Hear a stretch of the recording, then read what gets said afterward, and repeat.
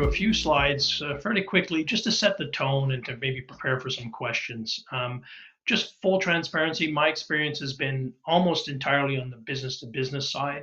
Having said that, a lot of what I'm going to discuss today will be relevant to consumer as well as arts and cultural magazines. The underlying financials are the same, and the motivations typically of buyers are very similar.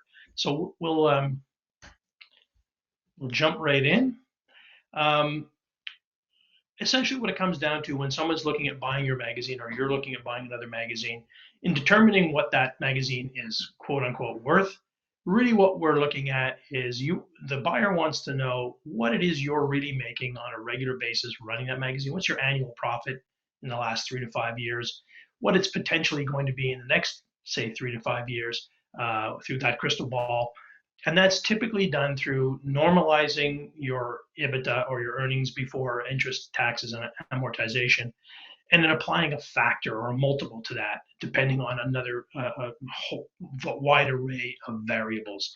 And so really the biggest factor that it comes to play these days is what is the diversity of your revenue sources.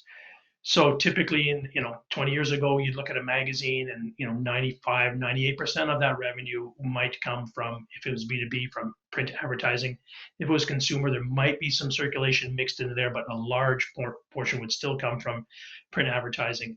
And that's changed dramatically over the last 15 to 20 years. And where your magazine is on that continuum will have a major impact on how people will perceive it, how people will evaluate it. So, spoiler alert, print advertising is the lowest in terms of value. Not all EBITDA is created equal, and print is less equal than almost all of the other sources of revenue currently.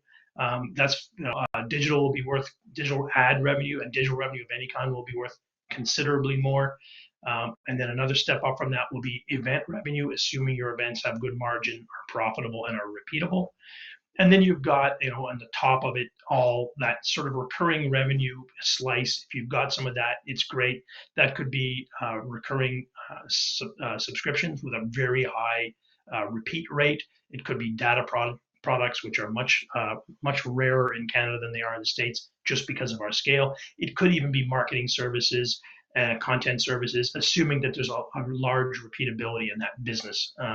So if I just look at this crude chart that I've made here, now you start at the left-hand side. If you're a company that is generating 75% or more of your revenue through print advertising, you're likely to see buyers look at that at a sort of a 3 times the average EBITDA of your last 3 to 5 years. So if your EBITDA in the last 3 to 5 years has averaged, let's say, $200,000 as our sample magazine, you're likely to see somebody look at that and say, well, I think I could, I could pay $600,000 for that. That would be a fair transaction that will allow me to get my money back and manage the risk. The reality behind those high print ad revenue numbers is that the overall trend in media in the last 20 years has been for print to decline, not to grow. And so if I were to acquire that, I'm taking on much more risk that my revenue will not be stable and certainly will not be growing. If you move just slightly to the right of that, you've got a business that might have 30% or more of its revenue coming from digital advertising, and then the rest a mix of maybe some print and some other things. That could be in the 4 to 4.5 times EBITDA. So that same business with the same amount of revenue and the same amount of EBITDA, that $200,000, instead of being worth $600,000, could be worth $800,000, $900,000. So you see that wide disparity depending on your revenue sources. Further along the continuum, you got a nice mix of what I would call more of a modern media company, 35% or more of the revenue coming from digital, maybe a wider variety of digital products, 15% or more coming from profitable events. You might even have some small e-commerce or something in there. That kind of a business you're going to evaluate at 5, 5.5, even 6 times, depending on that mix. And again, that same business, a $200,000 EBITDA with the same amount of revenue, would now be worth anywhere from $1 to $1.2 million as opposed to $600,000. And then again, add some recurring revenue in there, add some services, marketing services, things like that, and you could have that mix, $1.3, $1.4 million for the same business. So you see, there's quite a range depending on your revenue mix. that comes out through that evaluation. And you will see sometimes even dramatically higher multiples than that if you've got a purely digital company, 100% digital with extremely fast growth rates, 20-25% growth a year. You might get into 8 to 10 times of your EBITDA. Or you've got an event business with large events that recur that have very, very good margins. Again, you could have 8, 9, 10 times. But those are definitely outliers. You do not see a lot of those in the marketplace, and typically they tend to happen more south of the border in the States, where they have that larger market and ability to larger access to private equity on the buying. So that's the main sort of factor, is your revenue mix when you're trying to figure out what's going to be the underlying multiples. Is it 3 times? Is it 4, 5, 6? Within those ranges, there are other factors that will play to both determine whether somebody is still interested, even with those multiples, or was willing to pay just a little bit more. It's a little bit more attractive and easier deal to close. In the Canadian context, the first question is that buyer Canadian? If the buyer is not Canadian, and you have grant money from either it's aid to publishers from Heritage Canada, Ontario Creates, or similar versions of that out west, they will not have access to that funding. And so going back to our $200,000 EBITDA example magazine, if that magazine had $100,000 in federal funding for aid to publishers and were to be bought by a German or an American company, that revenue, that EBITDA would no longer be available to that buyer. And so the true EBITDA they would have to be dealing with is now $100,000, which would essentially cut the value they'd be willing to pay you in half. And so that's a big factor. It's a major limitation as to who, as Canadian media companies, we can sell to. And I don't see that changing anytime soon. Heritage Canada has no appetite to change that. Selling to a competitor is something people don't often think of, but it is crucial when you're evaluating a business, whether you're selling to or buying from a competitor. The reality is there's likely to be a large amount of duplicate revenue. So advertisers or sponsors or partners who are supporting both magazines. It's nice to think that if 40% of my revenue was coming from advertisers A, and I was selling to a competitor and they're also getting that same amount of revenue, that we just double that. The reality is quite different. In the Canadian market, those partners, those advertisers are usually pretty happy to take that money and just save it. And so what happens is that, combined $80,000, let's say, of revenue becomes 40, and the buyer then loses that revenue. So that's a factor you really want to consider if you're buying. And it is a factor to have to deal with. If you're going to sell to a competitor, most times you're not going to get as much as if you sell to an independent third party. Synergies is an interesting conversation we have with a lot of buyers, the assumption being we're a big company, and so we can just acquire magazines and there's no added costs. The structure will stay the same and we just pocket the money. The reality is we're like everybody else. We're run very lean. And so if we add 2 or 3 magazines, we have to add some resources in audience development, resources in admin, resources in editorial. And so the real synergies you're looking for as a buyer or a seller comes with the markets. Are you going to add new readers or a new audience, new advertisers or sponsors that will be interested in the 2 of your magazines put together that we're not interested in one or the other? That's a real synergy that you want to identify as a seller and value. The role of the owner is the biggest factor in here, often overlooked by a seller. It's key, why I've got it highlighted that way. The reality is we see a lot of owners coming to the market to sell their magazine, but they're still actively involved in the business on a day-to-day basis. Sometimes they're selling all of the advertising, so they're responsible for all the relationships and all of the revenue. Other times they're key for the content side of the business. They haven't got themselves out of the business yet, but after the sale, they'd like to leave in 3 to 6 months. That's a major risk for any buyer. Any buyer who's made this mistake once, myself included, will look at this and go, yeah, I'm not really all that interested unless we can figure out a way to replace you at a lower risk. So as an owner, you really want to start thinking about getting yourself out of the business in the years leading up to a sale. The next 2 are fairly basic. Is the revenue of your magazine growing, stable, or shrinking? That is a risk factor. Obviously, if it's been shrinking at 10% a year for 5 years, the new owner will have to face that, has to correct it somehow, has to believe they can correct it. Similarly, industry trends. We have a cannabis magazine, for instance. Not a good time to have a cannabis magazine right now as the market adjusts. Probably not going to be a good time to have a cannabis magazine for the next 3 years. So we're not likely to put that on the market. We're not going to get much value for that. We have to wait until that market corrects itself and you see better days. This first party data audience, often we will deal with buyers and they don't talk about their audience at all. They don't talk about their data at all. It's sometimes, it's done very unprofessionally. This is becoming increasingly important as third party cookies in the consumer space deprecate and become less valuable. Everyone wants to have a direct relationship with their audience, that first party data relationship. And if you have it, it's worth making sure that your data is well structured, it's in good shape, your renewals are recent.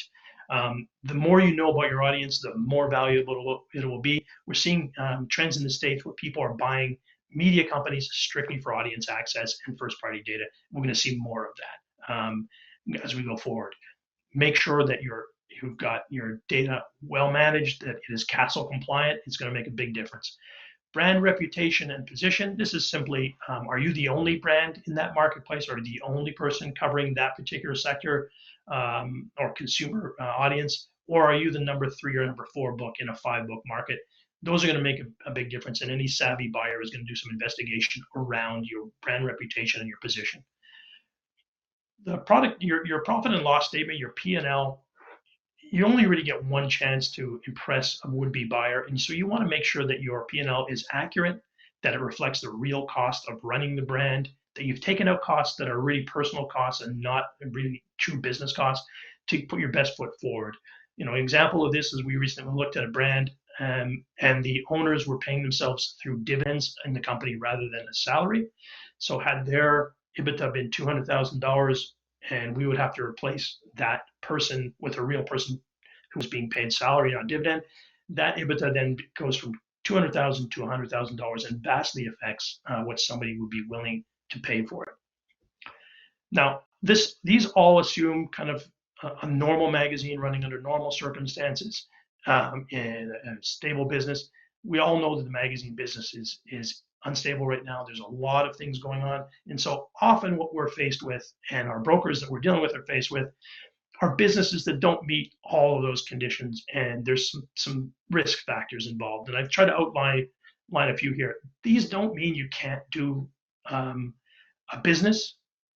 You can't do a deal. You can't structure it some way. It's just going to mean there's going to have to be some creativity, some give and take on both sides. Some trust a little bit, there's going to have to be some hard conversations, but you can get there. And in fact, I would say that 4 of our last 5 deals have been circumstances like this where we got to the finish line, but we really had to be creative. And so I've categorized them in 3 margins. There's inconsistencies. So was there wild swings in revenue in the last 5 years? Well, the last 5 years includes COVID. So yes, almost everyone had those wild swings. How you deal with that between buyer and seller is a conversation that needs to happen. Are there large drops in cost, or have you has the seller all of a sudden decreased frequencies because of paper costs? We're seeing more and more of that now. Is circulation changed for the same reason? These are all valid business decisions, but when they're done in the last year or 2 before a sale, it makes it hard for us as buyers to realize or understand what the true business is. Is this working? Are we going to have to backtrack on this? Same thing with major staffing changes. You lose a major salesperson or the editorial star 6 months before putting it up for sale. These are things that are going to require some creativity in structuring a deal that maybe half of the money is paid up front and half is paid over 3 years according to meeting certain thresholds. And I did get some interesting stats before this, just this afternoon, from a broker, Gordon Carley, who some of you may have worked with, showing that his deals that he's been in a lot of deals in the last few years, and more than half of those are deals in which some money is paid up front and some money is paid over 3 years. And a large part of that is COVID and just that uncertainty. And so buyers and sellers are trying to make sure the sellers get the best price they can, the buyers can manage the risk in some way. Marginal businesses, this is Canadian magazines. We see a lot of these marginal businesses. To me, that's margins are below 10%, certainly below 5%. Though those are hard to manage businesses. They really are best managed by owner operators. So when you buy them as a non-owner operator. Like Annex, it's just really tough to manage those profitably. Money losers, we see some of those. That's a tough one to figure out what a fair price would be. And businesses that are very grant reliant, so that if they didn't have their grant money, they wouldn't make any money. Those kind of businesses, not impossible to evaluate, but they are more about the art of the possible versus a pure business evaluation. And then the third one is areas where at Annex we won't touch those deals. We just won't do the deal. We'll walk if we sense that there are toxic staff, because they're going to be integrated into our company, dealing with our support staff, and we've made a lot of effort to get that element out of the company, and so we're not going to reintroduce it, no matter how tempting the deal is. Vision mismatch. So if it's a magazine that's still 95% print, and the salesperson coming with the deal really wants to keep it that way, it's going to be hard for us to see eye to eye. We know this over the course of 3 years. And then ethical red flags, we just completely walk from those. So that's a bit about valuation and how buyers and sellers should sort of look at realistically look at their businesses to see what they've got. If you're thinking about selling, the time to think about it is not now. It's 3 years before you're going to actually do it. We're seeing a lot more now people who are holding onto the magazine, and then they just want to get out. And doesn't usually put them in the best light for a sale. If you can start 3 years out, the first thing you want to work on as an owner is to replace yourself in the business. If you are selling 90% of the revenue, you really have to find a replacement, unless your plan is to stay 3 years after the sale. Most of what we see, people would like to stay 3 to 6 months. And honestly, if you've been an owner operator your entire career, it can be a hard transition, and you think you want to stay 2 years, and after 3 months, you're pretty much done. So you really want to work on replacing yourself. There's a cost to that, of course, but there's a cost to it regardless, because if somebody's looking at buying your magazine and they have to replace your role, there's a cost to it. And then there's the big risk factor. This person is going to be walking away with all the relationships and institutional knowledge. What is the risk there if it hasn't been done already? If you've got ideas, and we see this a lot as well, people will come and say, hey, we've got this great idea for an event. You guys have so much resources, you can launch it. The problem is the success rate in launching an event or a project is not that great. So there's an equal chance at least that it won't work. And so it's very hard for a buyer to put a value on that. Again, maybe there is a contingency payout over time on something like that, but far better is to take that time to launch that event and prove it out, and that value then becomes part of that multiple that you'll be paid in hard cash. If you replace yourself in your main role, now you might have the time to launch some of these great ideas. And so sometimes that replacing of yourself actually adds more value than the cost of it. The other side to it is you might think that you want to retire in a year or two, but once you've replaced yourself in your main role and you can do some of this fun stuff, you'll see some owners that might hang around for another 3 to 5 years and then sell at more value. You want those last 3 years to be good. So it's time to focus on the business. It's time to maximize that revenue and profit. It's not the time to get distracted. It's not the time to step back from the business if that's what you're thinking. And then finally, consider the timing. If you're not going to replace yourself, maybe the time to do it is right now. If you are going to replace yourself, if you're going to launch those ideas, give yourself a couple of years to do it right. When you get to the 12 to 18 months out, on this list, I would actually say the most important thing is to find a good broker. There are not a lot of them in the marketplace right now. There were more when I sold 20 years ago, but that broker is going to more than earn their commission by doing all of these other things that I'm about to talk to that will increase the number of people interested, because the more people interested, the more likely you are to get top dollar, and will help you navigate a negotiation that you probably have never done before, that you might in the magazine space take too personally. And so it's really important to have that good broker. They'll help you do number one on this checklist, which is to check your expectations to make sure that they're realistic, so that you are going to market. And if your magazine is 95% print ad driven, you're not going out there thinking you're going to get 8 times your EBITDA. You're likely to get 3, 4 if everything is ideal. So is that enough? Can you work with that? The tax implications are key in Canada because we have the amazing lifetime capital gains tax exemption. That means most magazine owners selling 1 or 2 brands will walk with most of their money tax-free. That really has an impact on your first item there, is how much do you really need to walk with given that it's going to be tax-free. And then get control of your accounts receivable, get people paying on time. It's good for your business anyways, but it will have an impact on things like figuring out your working capital adjustment after the sale. 3 months out, maybe even 6 months out, depending on how busy you are, you're going to want to work with your broker to prepare a confidential information memorandum or a SIM. That is really a sort of a slide deck, 8 to 10 slides for most magazines is enough. It's going to tell the story of your business. What's the market you're in? What are your high level financials over the last 5 years? Where's the growth coming from? Where do you see the growth coming from?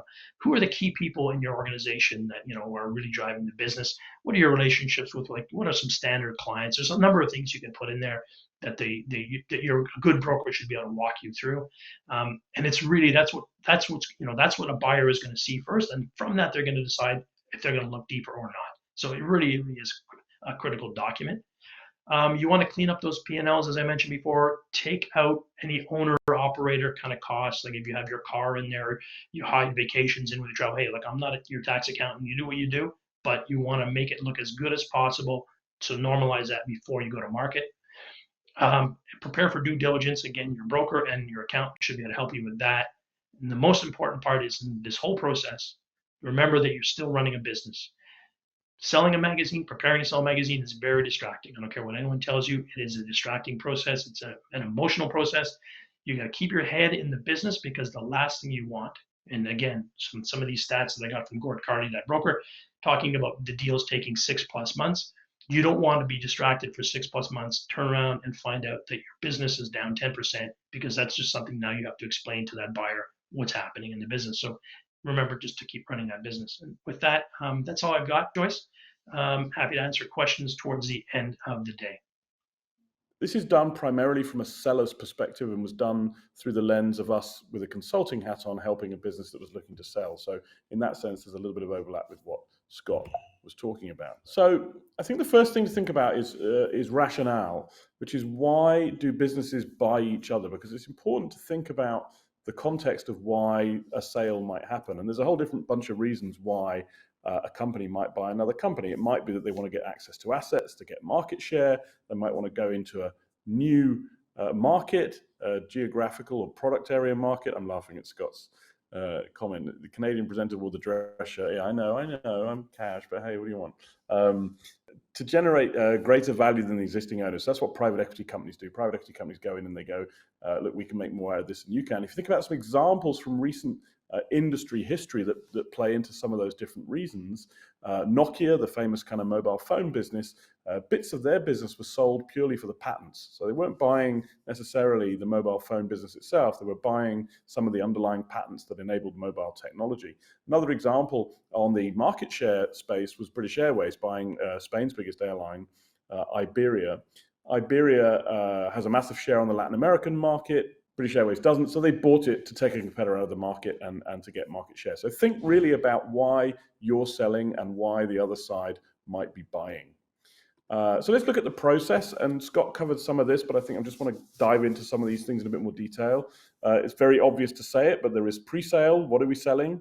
The sale process, how much are we going to get for it and who to? And post-sale, what happens afterwards? And as Scott highlighted, you really need to think about the post-sale part first, because if you don't get that right, you can't do the other bits. So let's just look at those 3 bits one at a time, starting with post-sale. And as Scott said, I think really the key in the post-sale world is what happens to the owner. He spoke about that in great detail, so I'm not going to go into that in too much detail. But I think there's 3 other things to think about beyond that.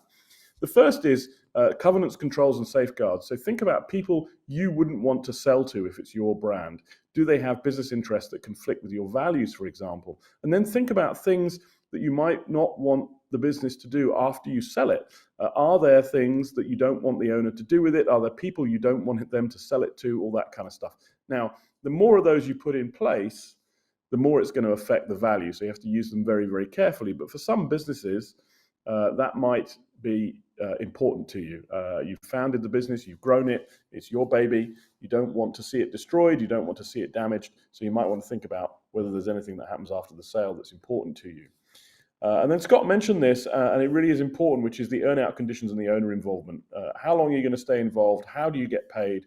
What are the targets that trigger those payments? If you get to a certain level of revenue, then you get a certain amount of value.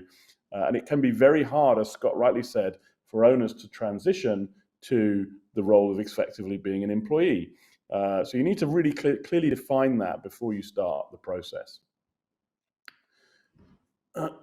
So the pre-sale process, right the way back to the very beginning of the process of selling a magazine or a business, really has all these different components within it. And what you're trying to aim for, what you're trying to get to, is this initial expressions of interest. So informal expressions of interest, rather. This is when you're out in the market and people are starting to say, oh, hey, yeah, I would be interested in having a conversation with you about buying your magazine or being part of an M&A process. And this is really where it starts to get quite tricky, because you have to decide at each stage of the process how much information you're going to give away.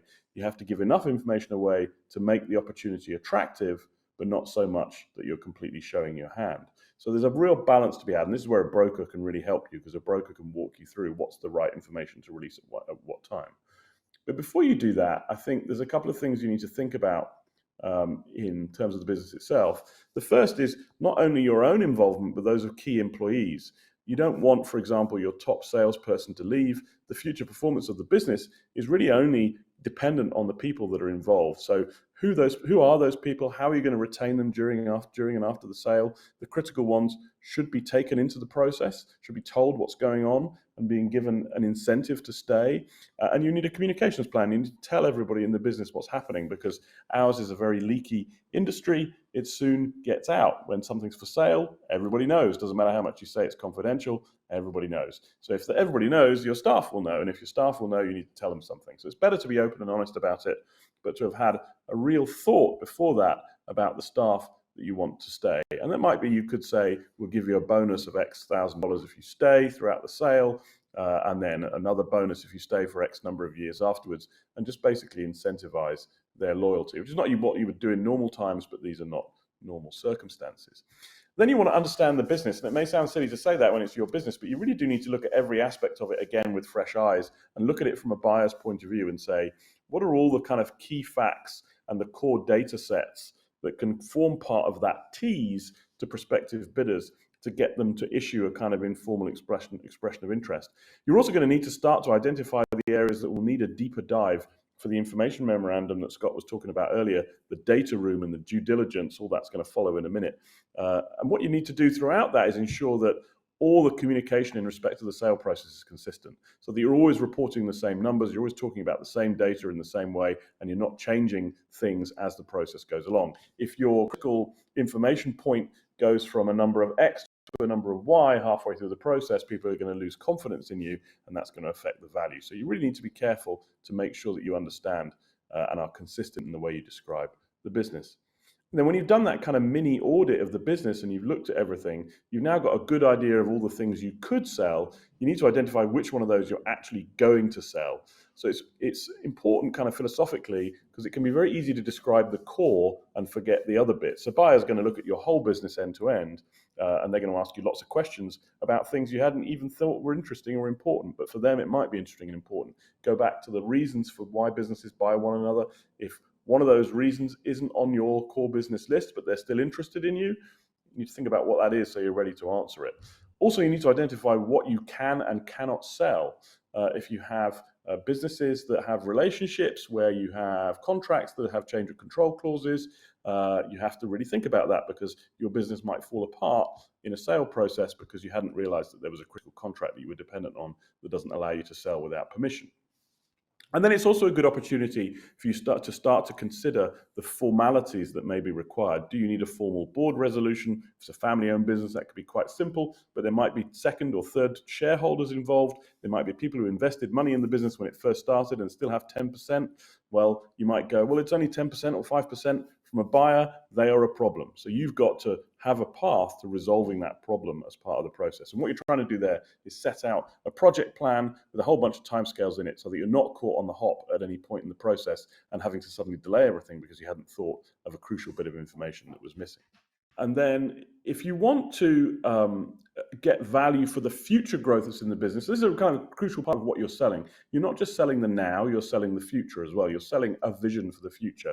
One of the reasons you might be selling is because you can't get sufficient investment on your own to be able to invest in that future. So you need to have an articulate vision of what that might be. You need to disclose that to the buyers. You need to get people excited about it. You need to show different scenarios. You basically need to do a full-on 3-year plan for the business, because if you're not doing that, you're leaving some of the value on the table. There's a whole bunch of cost and revenue opportunities that are going to fall out of that process naturally anyway. You might want to take some of those, as Scott was suggesting, before you start the sale process so that you're maximizing the value. So then into the sale process itself, when you've got your initial expressions of interest, what happens next? Well, you've got your information memorandum. You're going to get some offers on the basis of that information memorandum from a shortlisted set of potential buyers. Then you're going to have to do a presentation. You have to get people excited about the idea of buying your magazine or your brand. And then you're into the kind of legal stuff around the letter of intent, the full and final offer, the share purchase agreement, supplemental agreements. And all these things you need to think about quite carefully to see what other actions they trigger. Two obvious ones are the due diligence point in the data room. Before somebody buys something, they want to see everything. So you might get to the point where you're like, okay, you're our person, you're our company that we want to sell to. That buyer is going to come back and go, okay, I want to see everything, down to the cleaning contract and the coffee machine and everything that you can possibly think of. So you've got to be assembling all of that information in one place before you even start getting those expressions of interest. You've got to figure out a way to put it somewhere where they can easily access it and understand it, because they're going to want to check at this final stage that all the data and information that you've given them in the process is correct and is accurate. So that due diligence and data room process has to start way back before you've even started any of the other stuff. So what's an information memorandum? I mean, this is the kind of key selling document that you have. It's the market data, the company-specific data, which provides an overview of the business. It's used by those bidders. It has to be informative and truthful, underlining truthful, but not provide too much information. It's a sales document ultimately, and you've got to treat it like a sales document. It's got to be signed off as well by the owners. You know, it can't just be prepared by the team. It's got to be something that you all do. And really, this is a kind of structure that you might want to think about. So what market are you operating in, and why is it exciting? What are the opportunities in that market that could get a buyer excited to enter it? What's an overview of the business? How can you describe it? How can you tell the story? When we work with people who are selling, we say, you've got to write the legend. What's the legend of your business? I was sitting at the kitchen table one day and I was suddenly seized by a passion for model trains and decided I wanted the best model train, all that kind of stuff. People buy the legend as much as they buy the facts. Then you've got to show the strategy and the growth opportunities, that show the fact that you've thought about the business, you've thought about where it could go. This plays into the retaining the expertise and retaining the owner point. They've got to believe in you as a management team, even if they're planning to get rid of you. Because if they believe in you, then they'll have confidence that what they're buying is a sound asset. And they might want to take some of those growth opportunities and they might need you to help them deliver them. You can also ask in the process for a share of those growth opportunities as part of the sale price, because if they're going to realize them, why shouldn't you get paid for them? You built the foundation. What are the post-sale requirements we spoke about earlier? And then you've got to have really good and thorough and audited financials in there as well. So then you get some offers, non-binding, some bidders will drop out. Usually you're going to get a range of valuations. You know, Scott's EBITDA chart will be in play there depending on the different bits of the business that they're looking at. Then you have to do your management presentation. They want to hear your story of the business and vision for the future in your own words. It's a visual version of the IM. It's a sale opportunity. You need to think about your team. Who's the best person to articulate that vision? Sometimes it's not the owner. Sometimes the owner can be a little bit rubbish in front of other people. So if you've got somebody in the team who's in the process and part of the kind of confidential process, and they're a good salesperson, use them. It doesn't have to be the owner. The owner can sit there like a sphinx and say nothing and look learned and wise, while the salesperson does all the selling bit, because this is your opportunity to sell the business. And you should spend some money on this as well. You should make this look nice. You should really make sure that it's the best possible vision for the company that you're selling or the brand that you're selling, because this is the thing that will tip the buyer over the edge into going, not only, yes, I want to buy it, but yes, I want to buy it at the price that works for you as well. The other thing to think about here is questions. You should do war gaming of questions. You should find somebody, either in the business or outside, who is a very critical voice, a good devil's advocate, a good kind of person to ask difficult questions, and do the presentation to them before you do it to an interested buyer, and say to them, please give me a list of the most difficult questions you can think of, because you can guarantee that those difficult questions will come up in the presentations themselves. And if you've prepared for them, it makes the whole process a hell of a lot easier and makes you look a lot better as well. Data room, all those key documents and data that you need to gather needs to be put into one place. You can grant that access before or after the initial offer, but usually afterwards. You don't want to disclose too much confidential information. It's part of the due diligence process, and there will be a long list of stuff that you have to provide for that. When you see a due diligence list for the first time, it's frankly terrifying because it's every single thing. You have to turn over every single stone and rock in your business and provide evidence for all of it. So it is an exhaustive process, and you need somewhere to put that. And then on the basis of all this information and the subsequent discussions, bidders will give you their full and final offers. Usually these are not negotiable, but everything's negotiable. Crucially in there is one of the points that Scott mentioned is the payment terms, detail of the earnout, detail of the post-transaction environment. Look at that very carefully. It's no good coming back and going, hey, I've sold my business for $50 million if you're not going to get the $50 million until 5 years from now. What are you supposed to do in the meantime? So you've really got to look at how they're proposing to pay you. Most of the time, they won't pay you all in one go. They'll pay you in lumps, depending on earnout conditions, depending on business performance. And again, you have to negotiate all that kind of stuff. Then the due diligence process, usually the broker and broker's representatives will be involved in that, and accountancy firms and lawyers. If it's a big company, accountancy firms and lawyers, they will go through all that stuff. And again, you need to be prepared in advance for any questions. In any business, inevitably, there are difficult bits that you need to explain in person, so just be prepared for people to come back with questions around those difficult bits. And then when you've done all of that, and hopefully you've got to the place where you've got some offers that you're happy with, you do the deal. But you've got to think then about the timing as well, because if you're doing a transfer of shares, if you're doing some kind of shareholder agreement changes in there, particularly if you've got multiple shareholders involved, that can be quite a difficult, lengthy process involving a lot of legal stuff, and all needs to be executed at the same time on the same day. And hopefully, if it all goes well and you've sold your business, then you get paid on the day that you sign as well. So there's a little overview of the process. There's a lot more detail in there that you can dig into at your leisure, but I wanted to leave some time for questions and discussion. So I've rattled through that. Hopefully that gives you a useful overview. Thank you.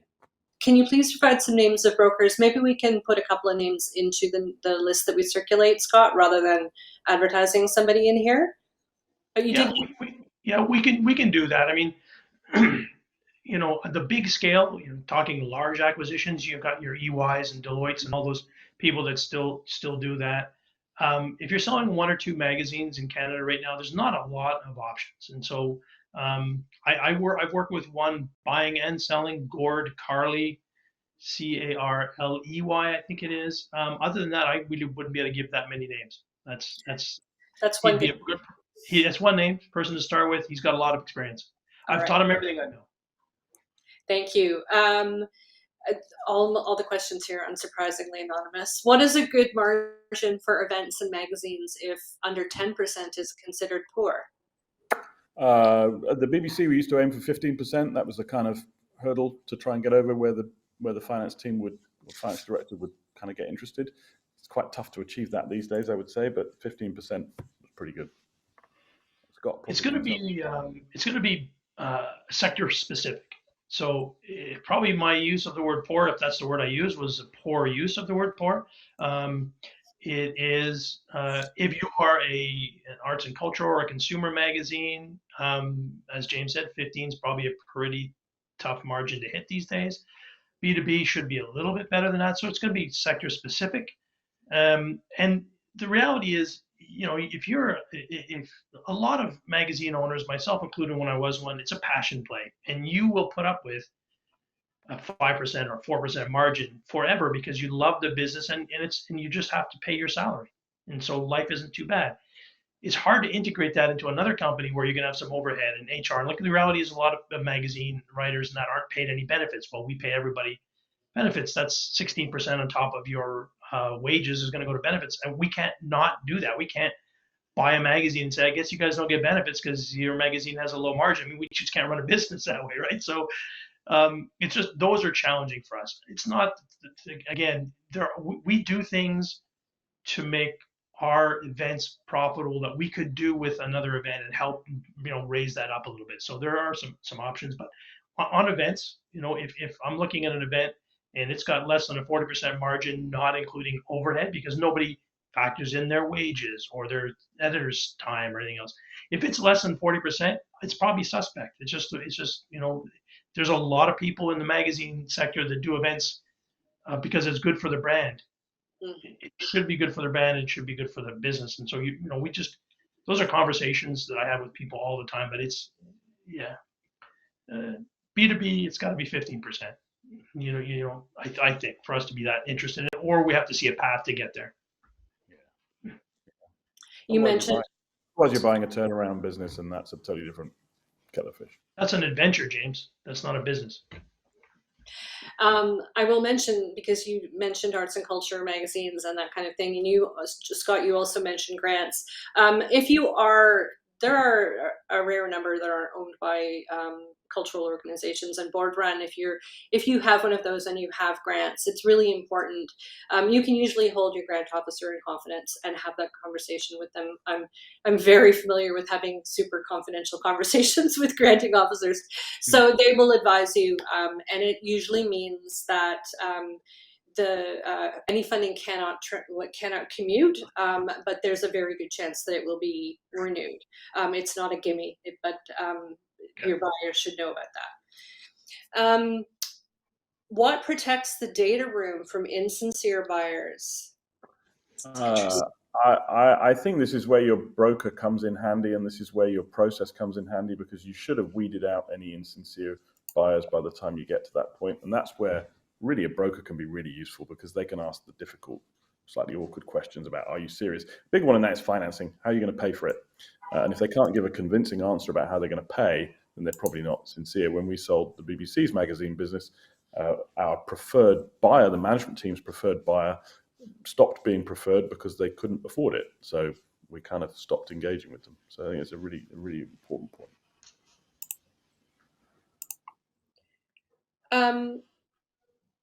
We got a couple of these going. So this was asked in the chat. I'm currently trying to sell a magazine into the US. Should the buyer give the offer? I've had them want me to give my price. It's a good question. $1 billion. So no, you should never give them the price. Okay. If they want to buy it, they have to come up with the price. It's worth something to them, and you have no idea what it's worth to them. Look, I'll even put my cards on the table. I should never do this, but when I'm buying a magazine, sometimes I know something about that market or about that magazine or the way it's going to fit into Annex that makes it more valuable than the one next to it. And I'm not going to tip that hand. Like, that's just not how you negotiate. But it's worth more to me than maybe even the seller thinks. So they should wait for me to give a number. One other thing on that, I think if somebody's offering to buy your magazine, then there's probably other people who want to buy it as well. So if that should be the trigger for starting a process and saying we're going to explore all of the options. The buyer, if they're really that interested, they'll wait for you to do that. And if they're not, then they probably weren't serious in the first place. Can you give a little bit of advice on how to find that primary advisor, like that finance person or the person who's going to come in and help you, especially for entrepreneurs and small shops? That's a lot of data that you folks just put up there for us to pull together and won't even know where to start.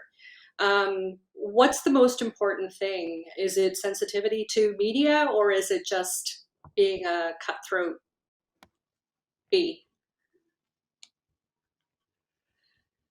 So if you're talking about helping people through the due diligence and what kind of information they need, look, if you're a small magazine and you're selling to Annex, we're going to walk you through that process. If we're interested in the magazine, we're going to walk you through that process. It's of no advantage to anybody for you to flounder through it and us to just watch. And so we have lawyers that have been doing this for us forever, and our own finance team that's been doing this, and they will just say, hey, this is what we need.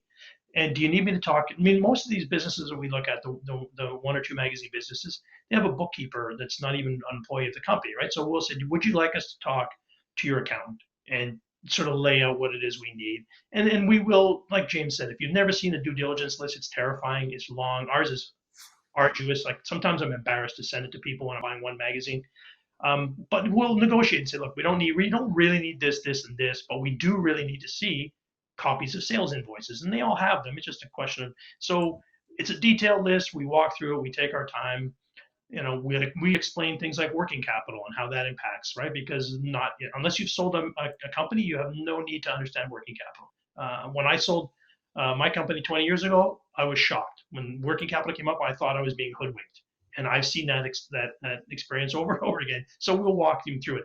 If you're selling to somebody that you don't trust, oof, that's a problem right away, anyways.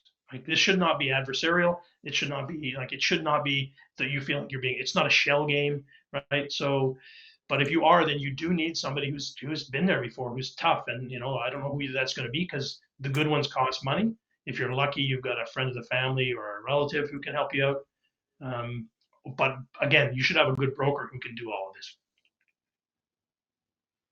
Agreed. There's another question, which is actually part of the inspiration for wanting to do this now, apart from the fact that nobody else talks about this, so it's really hard information to get at, is employees buying their businesses. And I was inspired by a conversation that I sort of elbowed my way into about a year ago. And an employee who knew that their publication was going to be going up for sale and hated the idea of like not taking a flyer at it. And James very generously walked this person through what the considerations should be from a buyer perspective around that process. James, can you talk a little bit about employees buying their magazine? Yeah, I mean the biggest issue is financing with that, and thinking about what that means. Quite often, you're going to have to be prepared to take all the assets that you own and put them into that kind of deal. That means you're risking your house, all that kind of stuff. But if you're really sure, then it can be a very effective way to buy the business. And there's two circumstances there. The first one is if you're a management team and you've got a reasonably distant owner, or an owner who's not so involved in the business, you can go to him and say, hey, we know you're running a process. We'd like to be part of it too. The other way is if you're kind of involved with the business as an individual, and you want to go off, and you're particularly a senior individual, and you want to go off and get a group of investors to come and help you, particularly kind of private equity or something, then you can also do it that way. But it's the bigger the business is, the harder it is to do. It really depends on having the right kind of relationship with the owner as well. And I think also having a consideration that if you did do that, you might then be asked to step out of the business while the process happens. So that might stop it completely, because you might be so vital to the business. I think my recommendation would be, if you're really thinking about doing that, do it outside of a process. Go be first, and go and say, we want to do this before a process starts. And then it will make the management, the ownership, think more deeply about how to do that in the right way. It's quite hard to jump in halfway through with that, I'd say. Yeah. Scott, did you want to add anything to that? No. Some of the deals that we've seen and passed up on, I look at them and say this would be ideal for an employee buyout. It's a small business. There's not a lot of margin, but people are making a decent living. It's okay. Well, how can we maybe then? And sometimes you get that next generation of ownership, and they're going to do some of the things that they need to do to improve the value of the business, in digital or events or something project related. So no, I think it's going to be a big part of Canadian business succession in general in the next 20 years, but specifically in small business. Got to do something about those interest rates first, though. We just structured to deal with those interest rates. It's not undoable. It just, it's a little more nerve wracking. Yeah. I suppose if you have a really big line of credit, but from a personal perspective, like if you're a solo buyer, an entrepreneur, this is a really good question too. How much would a buyer weigh the brand equity of a business if that is very strong and has strong growth potential, but not necessarily profitable at this time? So this goes back to the magazine business being a magazine of passionate people with passion projects. And so one of our most recent acquisitions, the magazine was losing money. We still made a deal work.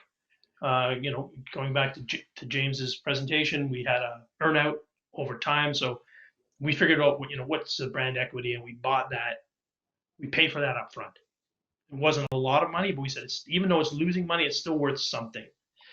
And then we said, if we can get this to a X revenue level, each of the next 3 years, we will pay additional amounts. It has to be revenue. If you do that kind of a deal on profit, then of course it goes back to how efficient is the company that you sold to run. And there's just too many things you can do to sort of fix that if you wanted to. Revenue is the way to go. And so we've done that twice.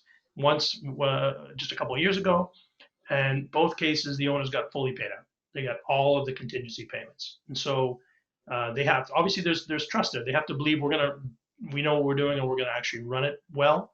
But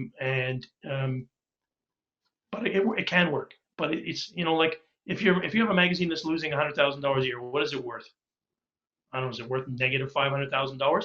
No, but it's not worth a lot more than that. So it's a tough one. I would like to think the buyers out there are very sensitive when they're having those conversations, because this is somebody's, sometimes this has been 25 years in the making, and they're only recently, because of the cost of paper, because of the cost of postage, whatever it is, that they're actually losing money, realizing it, and they have to get out. There's some really, really tricky situations. These people can also have long-term employees that they have liabilities with, right? Severance liabilities of significant money. And people just don't realize that. So I think, going back to the original thing, is maybe don't get to that stage before you decide to arrange it for selling. Easier said than done. We bought a magazine once for £1, and it was a loss-making small magazine. And the deal was that we would take on some of the debt, which we could basically get rid of because it was a trade debt, and crucially continue to employ the staff for a set period. And it was continuing to employ the staff for a set period that did the deal. And it was a brand we wanted. It was a brand that it wasn't worth enough to pay anything for, but it was nice to just have it there and get going. So there's a certain hurdle you're overcoming by buying something. You don't have to launch something with all the costs around launching it, which does have a little bit of value to it. But I think Scott's absolutely right. Things are either worth something or zero. And unfortunately, there's quite a lot of businesses that are just worth zero. Well, It just has to be nice you say that, But before I would say that, I would still say it's worth having conversations with people aligned in the industry. So we had a magazine, Canadian Florist, was a pet magazine of the owners, and I had the misfortune of running it for 5 years while it bled money in a company that doesn't bleed money. And we ended up selling it to a third-generation florist for $7,000 and a 3-year printing contract, just because it was an industry without an association, without a magazine. If we exited that industry, it had no one left in the industry, and so we did the deal. And it ran for another 4 or 5 years, and is no longer running. But you can only do so much. I know that James has a hard stop, so I will. There's a question for you, Scott, about getting Annex to look at a magazine that I didn't want to not mention that's in the chat. So if you could take a look at that. If you have a broker, that's the best way. If you don't have a broker, just reach out to me directly.